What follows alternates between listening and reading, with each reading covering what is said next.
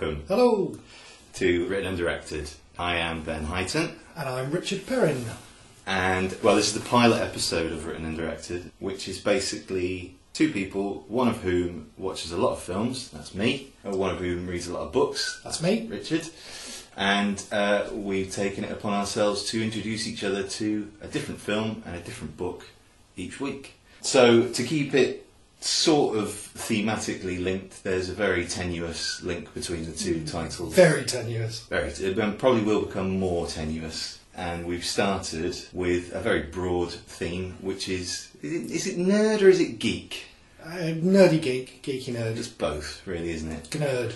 So we both read Simon Pegg's autobiography, Nerd Do Well, and watched the most recent film of Judge Dredd called Dredd, or Dredd 3D if you saw it in the cinema.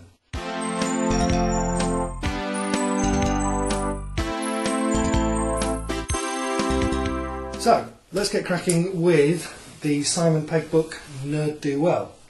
This is an autobiography, loosely speaking, by Simon Pegg, he off of Spaced and Mission Impossible and Shaun of the Dead and Hot Fuzz and all the other things that you may know him from. Big Train.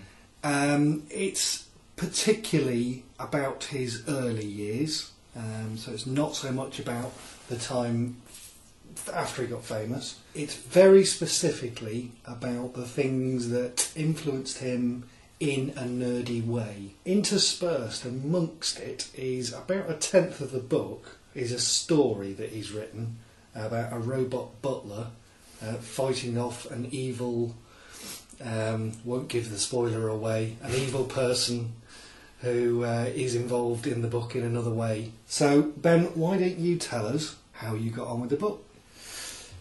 Well, it's a funny one, isn't it? Because if you had asked me before I picked up this book, do you know Simon Pegg? I would have said, oh, I love Simon Pegg, because I'm a massive fan of Shaun of the Dead and Hot Fuzz.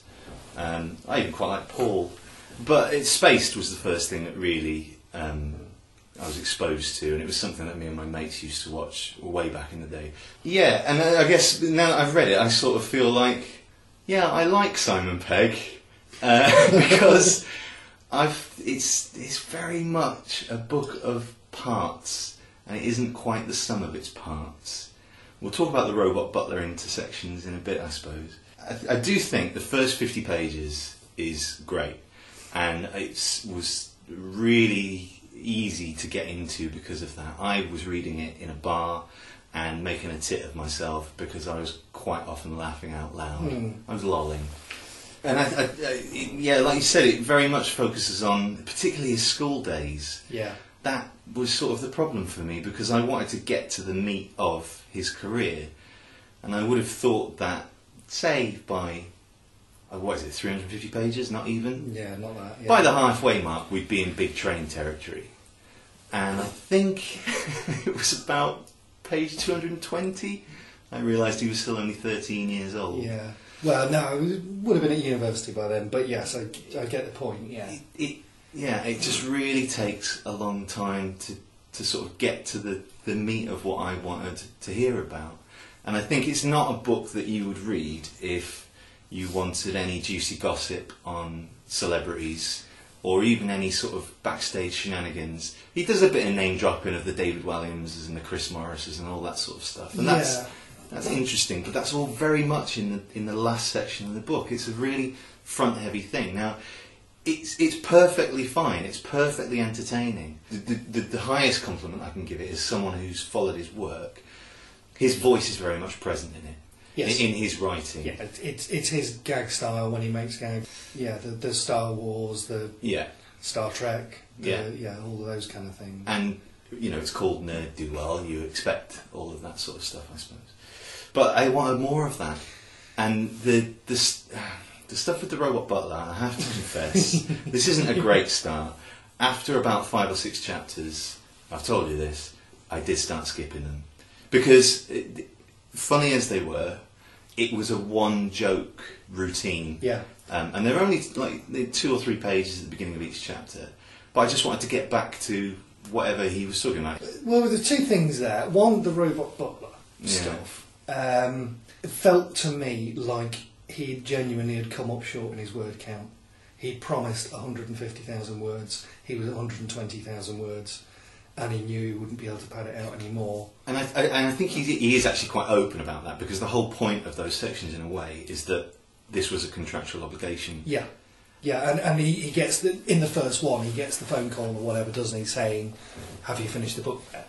Yeah. And it sort of goes on from there. And it's nice and clever and stuff, because it is the story he would have written as he describes himself when he was 11 years old. Yeah. Because he talks about writing stories at school that are like sci-fi stories. So he's recreating what he would have written now that he's grown up and knows what sex is and drugs are and fast cars and all of those kind of things. But yeah, you're right, it was quite tedious. The other side, from what you were saying there, is I think this is something that I picked up a lot earlier, in fact very, very early, that we were never going to get the interesting, famous stuff. Yeah. Because of the title, that he's told you he's only going to concentrate on the nerd, and also the whole thing of saying straight off the bat, whenever I'm asked in an interview, about my wife and child, I always talk about my dog. Yeah. And he constantly deflects that, and he's written an entire book deflecting you away from his genuine life. So no, yeah, apart from a few little, this is where I met Edgar, Yeah. we had a laugh. You never talks about what they do to hang out. Never, Yeah. Literally, it's all about the work. Isn't it? He writes a whole chapter about a pub, doesn't he? Yeah. Which was sort of the inspiration for the Winchester in Shaun of the Dead, and that's actually a really nice chapter, because I think Nick Frost is a heavy part of that. No, Yes. the stuff about the stuff about the pub. Yeah. That Peg goes on about is the best pub in the world, isn't it? Yeah. Yeah. And it does sound like the best pub in the world, Yeah, actually. and it is a bit name-droppy clanger, Chris Martin and all of those kind of things. That's about the only insight you get in his grown-up... That's the frustrating thing, is that I think there are actually more references to Paul, which was, moderate success, but by no means his greatest achievement. There are more references to that than Hot Fuzz, which is... a better film in my opinion, but certainly more culty, more what you expect of the Simon Pegg, Nick Frost, Edgar Wright brand. And also, particularly, brings a lot of their own history into it, doesn't it? Because it is based in a small Gloucestershire town. Yeah. So there's all the stuff that you saw in the first 3 chapters was actually really relevant to Hot Fuzz. But it doesn't really... But was he writing this while he was doing the press junkets for Paul? Maybe. Or it's certainly only just come off the back of doing them. I suppose he's not... Yeah, because he doesn't really talk about Star Trek either, does he? No. He makes passing references to it, but he certainly doesn't discuss the finished film. But, see, that's another thing, is that he does make quite heavy allusion... Well, he talks about his education, and talks about how he got into films, and... Obviously, things like Star Wars had a formative experience, were a formative experience for him, but he talks about his ability and enjoyment in deconstructing film, and there are sections. Specifically, he does. I think does the majority of the essay, chapter about Star Wars. I wanted more of that, in a way, not of Star Wars. No, I wanted less of that. But there's been a hell of a lot written about Star Wars, especially if you spend any time on film forums. And I honestly thought, God, really, I can't hear anything new about Star Wars. But he actually brought George Lucas the person, and how that has made 3 good Star Wars films and 3 really bad Star Wars films, and sort of tied all that together. And I found that interesting. And he does it a little bit with Shaun as well. He talks about how, Shaun is obviously... Now that was more interesting, because it was from the mouth of the creator, rather than just, here's my criticism of Star Wars. It went on, the Star Wars stuff. Sure. It went on and on and on, and he kept going back to it like a dog with a bone, didn't he? Not a big Star Wars fan, I'm guessing. Really, really loved the films, right, the first 3 films. Right. No, that I had Star Wars wallpaper when I was a kid. Right. No, that I haven't got a problem with Star Wars being a major element in there, because it clearly is in his formative years. But it didn't bother me in this, I have to say. It didn't. I wouldn't have bought a book knowing that was going to be in there. It would have made me think twice. Even one with nerd in the title. Yeah, because even though I felt clued in that he was going to be, sidestepping the kiss and tell kind of stuff, which I'm not particularly interested. I don't care who his wife is, but I did want more of this is the creative process behind X. Definitely, and I think that's the thing. I think it's a perfectly charming read. He's a perfectly capable writer, as we know from his film credits. But if you want a peek behind the curtain, it's not the making of Shaun of the Dead. It's not the making of Hot Fuzz, and it's frustrating for me because there were glimpses of that. Yeah. But really, I think the first 50 pages was extremely entertaining, very funny. Then you've got about 200 pages of school life, early 20s, which he does try and liven up and stuff, and they are easy to read. Yeah, it's not a challenge. It's not, apart from the perfectly Star charming, Wars perfectly essay, charming. But yeah, no. It's. I was never bored, except in the Robot Butler sequences. But the last sort of 50 to 60 pages, it sort of picked up steam again. Yeah. When you start getting that stuff about Shaun of the Dead, it baffles me that he skipped over Hot Fuzz so much, because he can't be ashamed of that film, surely. It's a wonderful film. No, but he barely touches on that.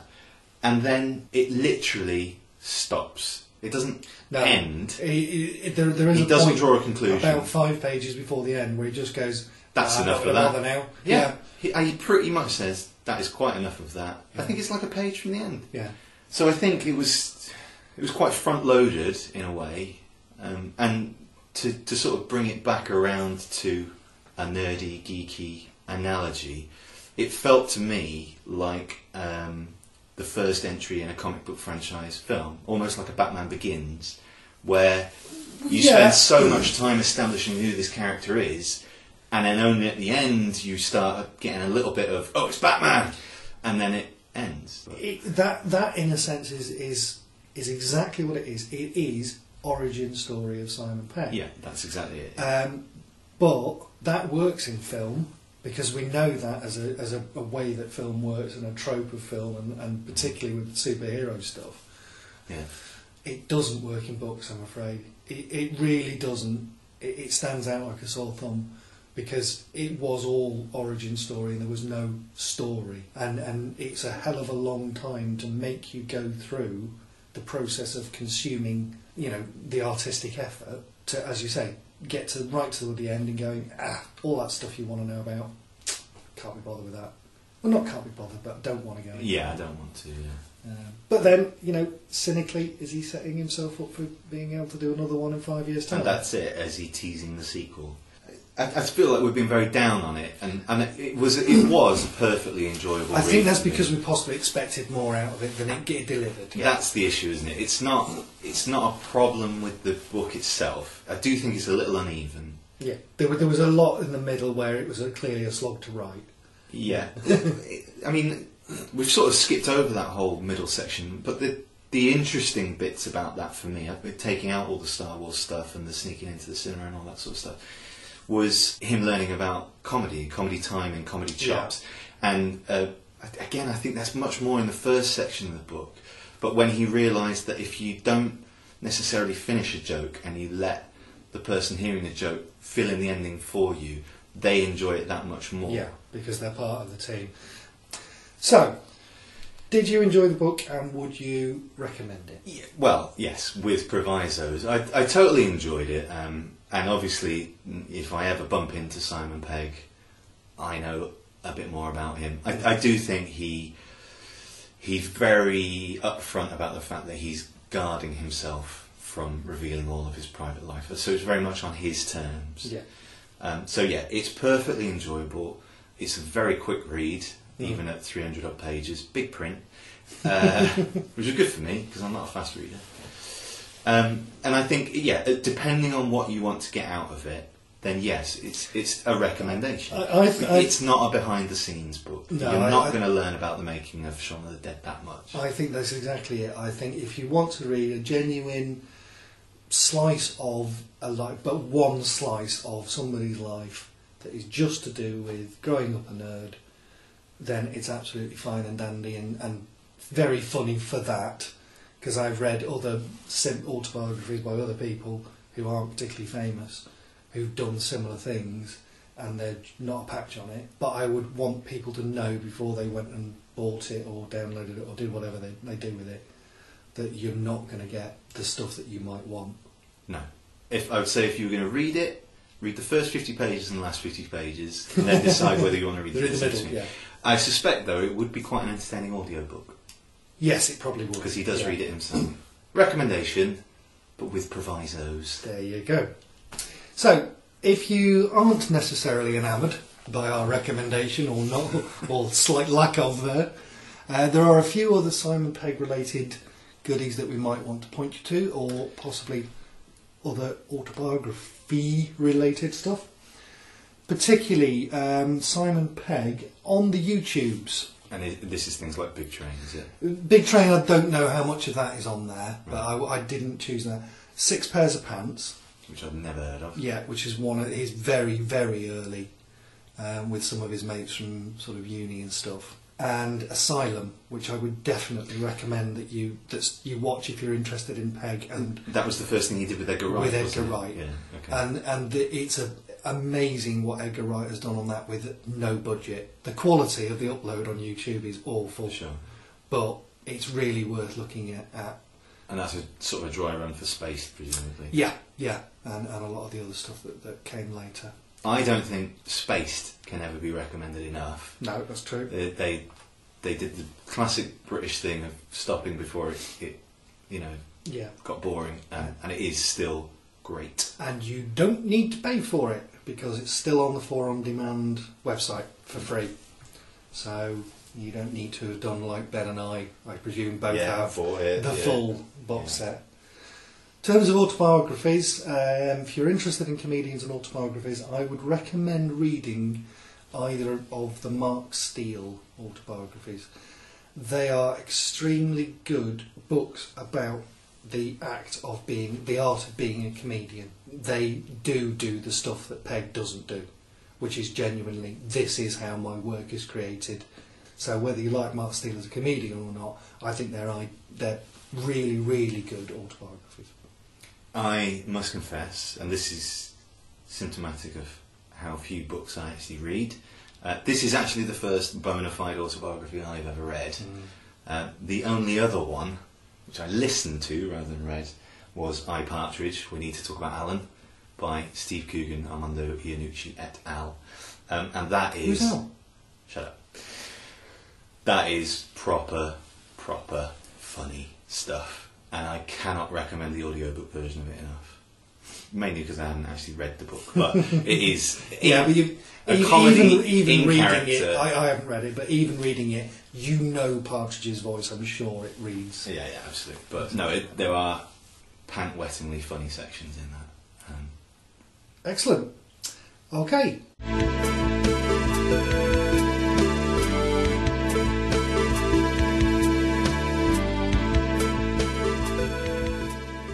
So the film that we both watched this week was the 2012 film Dread, directed by Pete Travis. Mm-hmm. This is the second filmic adaptation of the Judge Dredd character, created in 1977 by John Wagner and Carlos Ezquerra. Tart. It was originally adapted, or previously adapted, in 1995, starring Sylvester Stallone, and I'm sure we'll come on to that in a bit. Yeah, what did you make of Dread, Richard? I really enjoyed it. Good. I think there's a film we might end up vaguely mentioning later, but I didn't watch it when it sort of came out, partly because I don't go to the cinema, but I took a long time to watch it on DVD, because I had, at the time, it had odd reviews because it was up against another film that was quite similar. It felt a bit weird in places, and I don't know whether this is because I'm just not used to the filmic language of these things, but it really felt quite 1980s. I don't know what it was like in the cinema, but literally the opening title graphics looked like they were done on an Amiga. There's quite a bit of really nice framing, the kind of the graphic novel framing of a lot of the shots, which sort of been missed in some of the comic book adaptations. So I quite like that. I do remember the Dredd comics from being a kid, and it really felt quite close to the comics that I remember from my childhood. There were a lot of nods to RoboCop, and that was a bit odd because I kept getting flashes of that as I was watching it. It's reasonable to assume that RoboCop was more influenced by the character of Judge Dredd than vice versa. No, absolutely. But the film Yeah. seemed to be harking back to that. It could have been a much slicker CGI heavy film given when it was made, and it wasn't. It was people firing guns and explosions actually happening next to them. Mm-hmm. I got a bit thrown because I couldn't remember. I've written here because I've written some notes and everything. Professional. I've written Dredd swearing ? He does swear in this. He does. And I don't recall him swearing before.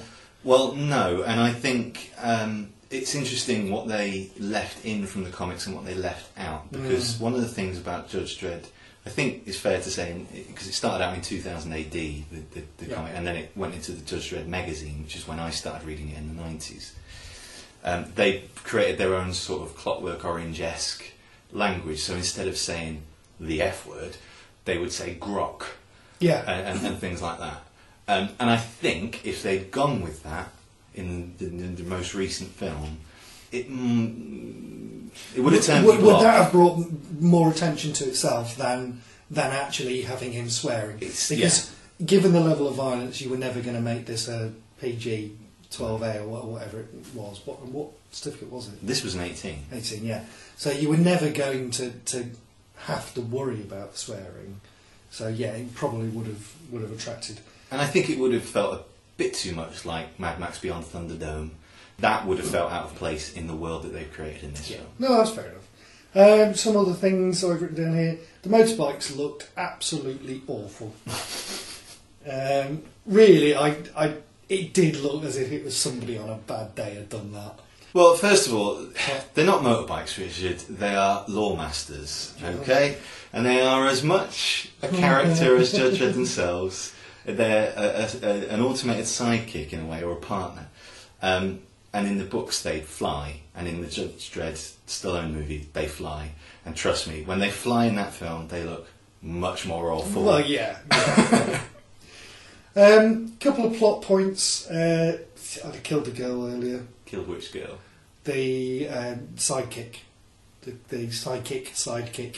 You would have killed her? If I was the bad people, I wouldn't have taken her into a room and left her there until she could come back in again. Okay. Later in the film. That's a James Bond villain trope. Yeah, but it was annoying. It was really annoying. They were all waving guns in her face. But she's so cute. Yeah, all right, she's cute. Anderson. That's who? That's the girl. Yeah. Suddenly then becomes a badass. There were two halves of the film for her.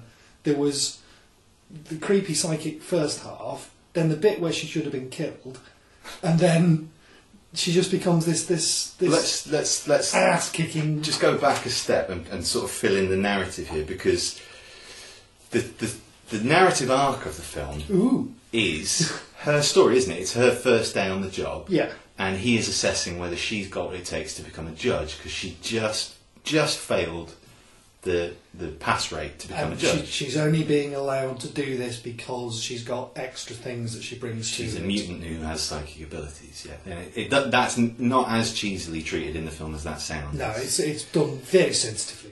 But I think, actually, first of all, Judge Anderson is a very popular character from the books because she's a hot blonde who doesn't wear the helmet because it interferes with her psychic abilities. Well, I didn't realise she was that much. And she's dressed in leather. Brought She had her own spin-off series in the magazine. Right. But I think what they did there actually was something very clever. I mean, this was written by Alex Garland, who did The Beach, and he was the one-time writer of the Halo movie that never got made. He's a very respected guy. And I think what he did was very clever, because the first 10 minutes is just Judge Dredd kicking people's arse. Mm-hmm. But that's all Judge Dredd does. He's Dirty Harry in the future. He doesn't Oh, have yeah, an arc. he's got nothing going on. He weighs up the Other percentages and decides whether you go in an ISO cube or you're getting shot. So they had to create some arc, and rather than give it to Judge Dredd, they introduce Anderson's character, and I think that narratively worked really well.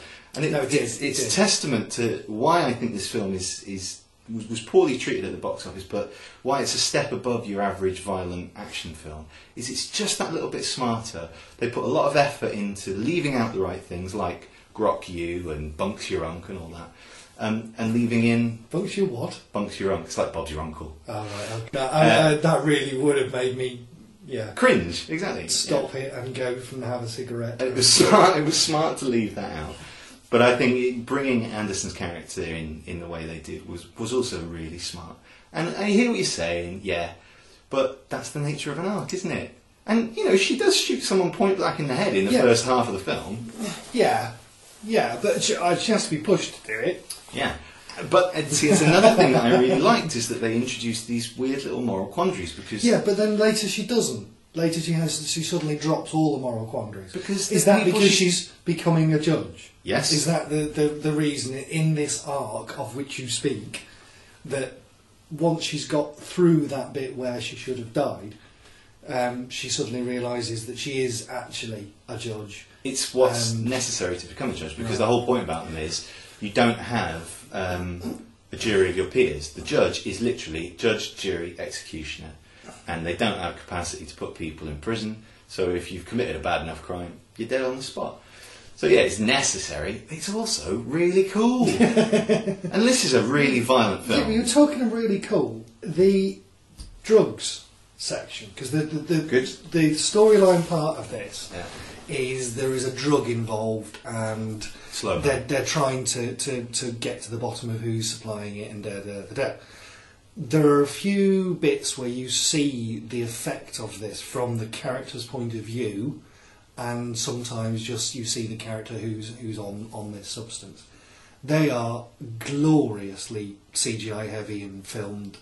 The colours are absolutely amazing, especially considering the rest of it's set in this dingy concrete tower block. And what this drug essentially does, I mean, they say it slows your perception down to 1% of normal time. It's not quite 1%, is it? I mean, they cheat that a little bit. Yeah. But the whole point is that light becomes more wonderful, and everything that's very mundane suddenly becomes very beautiful. Yeah. And it's an escape from this grim, grey world. Yeah. Once the first one of those had kicked in, that section that was suddenly in marked contrast to the 1980s drabness, because I've written in my notes it did look a little bit like a Salford Tower block at times. It looks a lot like a Salford Tower. I really like that. I really like the fact that they'd done that to it and brought a completely different visual to those sections. It was quite pretty. And I have to say, in 3D, it was more so. It was a film that used 3D, of course, yeah, not just as a gimmick, but actually integrated it into the story, and that thematic idea of there is a reason people take this drug, and it's because this future is so ugly and so grey and tactile. Yeah, apart from the basketball court, which really was a bit of nonsense. There's a little outdoor skate park. Yeah, skateboard. Yeah, I didn't see the point of that. I mean, just on the slow-mo thing, obviously it did work wonderfully in 3D. I think I've watched this on Blu-ray, and I don't have a 3D TV. Now, this was shot by an Oscar-winning cinematographer, Anthony Dodd Mantle, who did Slumdog Millionaire. I think he's also done a couple of the old Lars von Trier films, right, from the Dogma 95 days. And it's interesting how a setting so ugly can be so beautiful by bringing in a guy like that. However, on the Blu-ray transfer, it becomes very obvious what was shot in 3D and what wasn't. And there are times where it's really unforgivably ugly, and not intentionally, I don't think. Oh, so the effect of the 3D would have made it not beautiful but interesting as a visual. Yeah, and by not having that there, you are literally in a garage. Yeah. With a metal door. Yeah. You're looking at really grainy stuff. Yeah. But the slow-mo sequences still look fantastic. Yeah.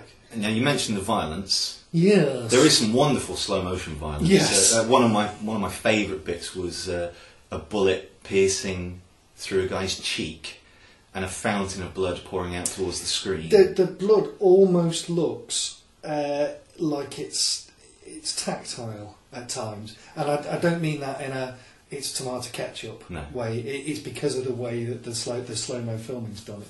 It's quite beautiful.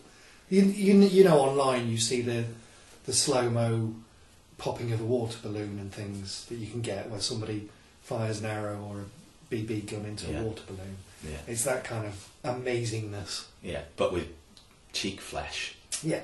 And dead punks. Dead punks? Dead punk. Yeah. Well, soon to be dead punks. The kind of thing that you like, dead punks. Sometimes. If anyone's going to die, there should be a punk face. Yeah. I mean, it is a very violent film. And there were bits in it that I sort of went, wow, I'm surprised they got away with that, actually. Yeah. Is it too violent? Because the thing is, the film did really poorly, and it wasn't a massive budget film, and all the money is on screen, but it didn't come anywhere near to making that money back in America. Yeah. And I don't know why that is. Now, is that because it was too violent for the intended audience, which is essentially 14-year-old boys? Well, that's what I was going to say. If you're making it an 18, certainly in America, where your age is definitely policed more heavily than it would be for us. Or is it because the character is not Batman, it's not one of the most well-known characters, and also was largely ruined by the Stallone movie of 20 years ago? Yeah. Are you going to want to go and see a film where the last version of it was a bit terrible? Yeah, it's intriguing. I mean, I wonder here whether, because of the other film that came out 2 weeks before that was very similar, I wondered whether that would have had an effect on kind of audience numbers and audience appreciation, because should we name the other film now? We're talking about The Raid, right? The Raid, yeah. Because that was such, I haven't seen it, but I gather it's such stylised violence. And both films are basically, you start at the bottom of a tower, you work your way up to the bad guys. It's like a video game, and at the top is the boss. Yeah, and Dread is normal violence maxed up, as opposed to the stylised kind of, martial arts stuff. So I wondered whether it suffered here because there was such a buzz about The Raid when it came out. And that's the thing. I mean, The Raid was made for even less money, like $1 million or something stupid like that, out in I think Indonesia. Yeah. And was sort of acclaimed as one of the. You go back. Not just the best sort of pure action film of like the last decade, but one of the all-time greats, and it is an astounding film. Really light on dialogue, and I think there's maybe one female character in the whole thing who's in it for about 30 seconds. But yeah, a real boys' film, and that is spectacularly violent. I mean, I have to say, in Dread, it's not exactly being loved up everywhere, is it? It's no, but the female, there's two strong female characters, isn't there? You've got Mama, who's the baddie, the big bad, and she's an interesting character as well. One that was created for the film. She's not from Dread Law. And Anderson, who's I think a great character, and I think Olivia Thirlby did a really, really good job in that part. So I mean, she is unbearably cute, but she did a nice job in it as well. I mean, we're not talking about Carl Urban, who played Dredd, who himself is a massive nerd, sort of favourite. He's Lord of the Rings, Star Trek, the Bourne movies, and the big thing that they got right, apart from the fact that he's doing his best Clint Eastwood impression, is he doesn't take the helmet off. No, that was, even I noticed that was the right thing. That he just is Dread all the way through. There is no let up. There's no, as you go back to your arc thing, but there's no sense of trying to humanise him or do anything else. No, helmet on. Every decision is made according to the logic of the decision and the laws, and there's no messing around with love interest and all the other kind of things. Yeah. Would it have been better to try and up the effects and make it up to date? You make it more CG. I mean, I like practical effects. I like real sets. I like real squibs of blood going off, and like you said, the CG blood in this worked. It wasn't like the Expendables where you just get this shock of purple crap. And I think that sort of lived-in future really suited this. Actually, it's very much more based in the real world. Like you say, you could go to areas of cities that we live in now, and they're not far from the representation of Mega City 1 in this film. In the books, it's much more extreme. And actually in the Stallone movie as well, it's much more of a futuristic future. Yes. Yeah, from what I remember of the Stallone version, quite a lot of stuff shined. Yeah. You know, the armour shines and there's chrome, whereas in this it wasn't, it was concrete. It's dirty leather and dirty concrete and all that sort of stuff. And felt actually that there was more organic stuff in the setting. That was something that sort of surprised me, was that there were a lot of people involved at every step of the journey, and they were people. Because there's quite an interesting bit where they ask the residents of the Tower Block to help them out, don't they? And they basically put a bounty on Dredd's head. The bad guys ask for the residents' help. Yeah. And so you get these vigilantes who are doing it because they think they can either gain kudos or favour or get some money or whatever it is. Which is exactly the same plot as Raid, by the way. Right. But that felt quite nicely humanising. Whereas I think had it been, a shiny steel, chrome sort of thing where you were only fighting, really tooled up bad guys who didn't care, then you wouldn't have felt so much. You wouldn't have felt like it was a proper journey through the film as much as it is a journey through the Tower Block. Yeah, sort of the stuff about the collateral damage. There's a bit with a big gun in there, isn't there? There's a wonderful bit with a big gun. It's an absolutely fantastic bit. They basically tear... Were we talking about the same bit where the Marmar's gang... They raise the whole floor, yeah. They tear a building in half with essentially a futuristic Gatling gun. Yeah. And it's glorious. And it's basically 4 minutes of gun porn. Yeah. Lots of things exploding. Well, the good thing is you see all the fact that all the collateral damage that's done with that. It isn't residents just getting killed. Yeah, it isn't just ping, poo, pow, pung. Yeah. They're genuinely, there's people tripping over people who've just been shot. That's right. And banging their heads into doors because of it and stuff. And there's just lots of blood around, things like that. Which was, as I say, sort of humanising, which you need played up against the character of Dredd, because he's emotionlessly characterless, isn't he? And I think that's what I like about it. Apart from that, Judge Dredd is one of my favourite comic book characters. I wasn't massively into comics, but Dredd was something I read a lot. And they made the right decisions. They weren't slaves to the comic book lore. No. But they didn't just pay lip service to it either. They judged it absolutely right. It wasn't as sort of trying to be as real world as the Chris Nolan Batman films. No. But also didn't go as garish as the Joel Schumacher Batman films. And yeah, it was as violent as it should be. Mm. I thought, it was really a cut above. It's not a perfect film. It's quite formulaic. But what's a real shame is that it didn't do well enough, I don't think, to justify a sequel. And I think with this crew of people involved who genuinely love the character and the stories that you can tell in this world, and had ideas for more films, they're probably not going to get to make them. I think one thing it has done is eclipse the Stallone film. By a million miles. In the sense that hopefully now we can have put that to bed. If the idea of more Dredd comes up, then at least the reference point is now going to be a decent film. And I think it's the sort of film, actually, in a way, it'll be nice in 5 years' time if it has become a bit of a midnight movie cult classic that you discover at 11 o'clock on ITV2 or something like that. I think it would bear quite a lot of repeat viewings. Yeah. The coming in from the pub type repeat viewings. Because, that's the thing. We're talking about it semi-intellectually here, but at the end of the day... And without any drink. Is it a fun, violent action film? And it is. Yeah. It's far better than your Taken 2, or your Expendables or any of that. No, I watched it. I watched it with a glass of something chilled on an early Saturday evening, and it was perfect for that. It was just it really set my night up. That I was a happy bunny that night. So that's 1-0 to Ben. In I a think way. it possibly is. Yeah. Yes. I'm so glad you enjoyed it, Richard. No, it was really, really good. Good. Yeah.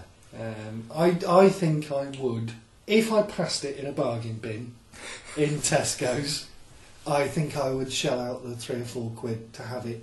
There's a ringing endorsement for the DVD cover. If it's in a bargain bin and you're drunk, you could do worse. Yeah. Yay!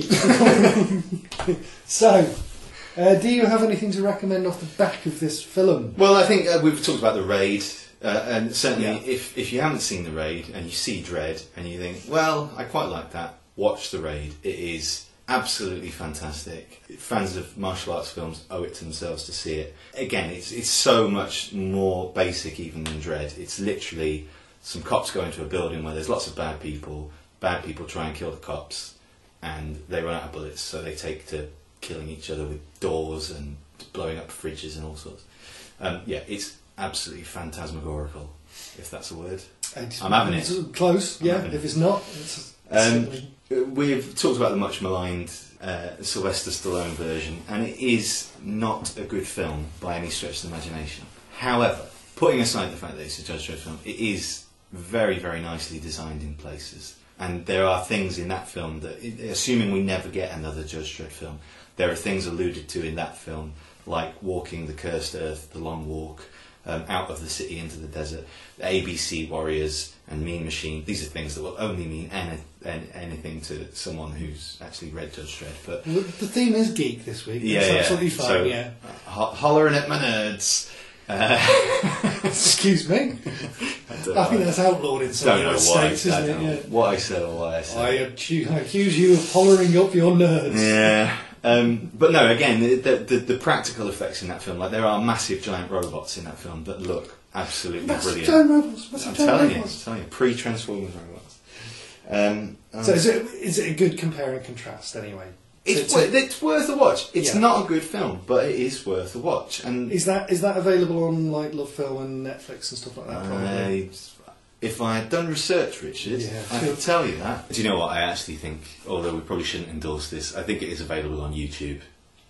No, I think we're allowed to endorse YouTube. Are we? Final sort of recommendation based on that. If you wanted to explore where Judge Dredd came from, I thoroughly recommend the series of black and white Judge Dredd comics called The Apocalypse Wars.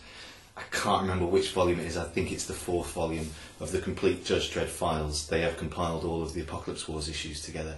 It's an absolutely epic story. It's about nuclear war kicking off between the Russian megacity and the American megacity, and it's absolutely brilliant. And if they were to make another film and on a bigger budget, I'd love for them to do that. How about you? I got nothing to come from that. No, I'm so far outside the Dredd universe that I couldn't actually come up with anything meaningful to recommend off the back of that one. RoboCop 3? No, don't think so. No one needs to see RoboCop 3.